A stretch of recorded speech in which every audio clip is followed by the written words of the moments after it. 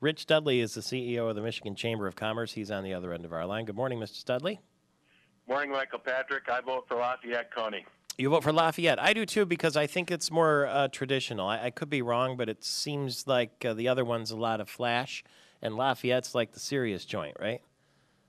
They're both good, but Lafayette, I think, is more fun, more colorful. Yeah, that's for sure, especially if you go at 2:30 in the morning like I do from time to time.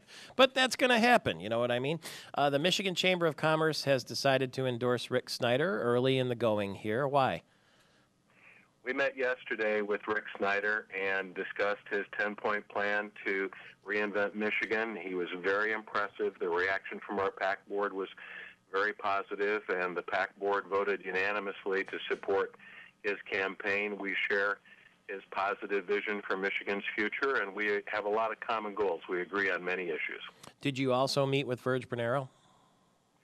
We have met with Verge before. He's filled out the candidate questionnaire, participated in our candidate forum, and City Hall is just a few blocks away from our headquarters, so we know Verge and meet with him on a regular basis. He's been a good mayor.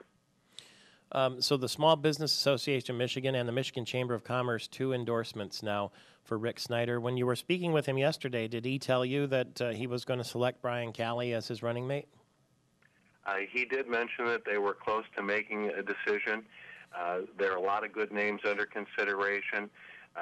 Brian Calley would make a great state senator, but if he is the nominee for lieutenant governor, we think he is a very good choice. Solid conservative, pro-business, pro-taxpayer, pro-jobs, very knowledgeable about banking and finance and tax policy.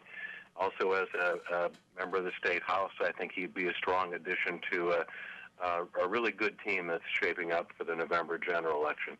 He seems to be, I would say, Rick Snyder, if he picks Brian Calley, who has a background in banking and has legislative experience, certainly sending the message that it's the economy, stupid, right?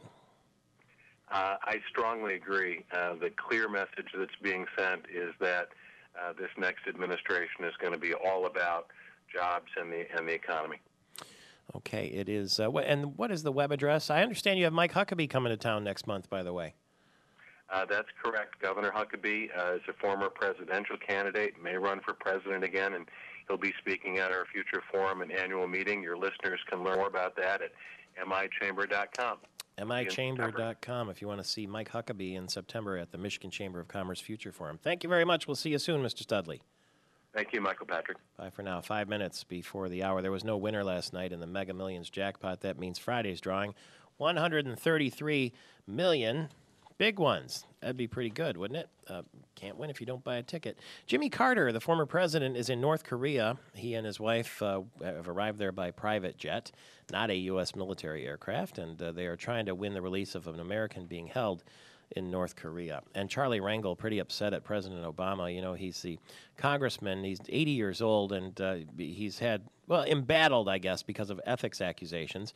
And President Obama went on record to say that he hopes that Congressman Rangel will end his career with dignity. Rangel yesterday fired back in a candidate forum in Harlem and said, frankly, Obama's not been around long enough to determine what my dignity is. For the next 2 years, I'll be more likely to protect his dignity, is what Charlie Rangel said. The fighting words there, it sounds like, in Washington, D.C. All righty. Johnny Damon's going to stay in Detroit. That makes a lot of people happy. The stat man may not like it, but they like it in the locker room. He's a leader for the team, as we understand it. 3 minutes before the hour. Michael Patrick Shields, television viewers, thanks very much for being with us this morning. Radio listeners, stay right where you are, because we have another hour of this coming up right after the news.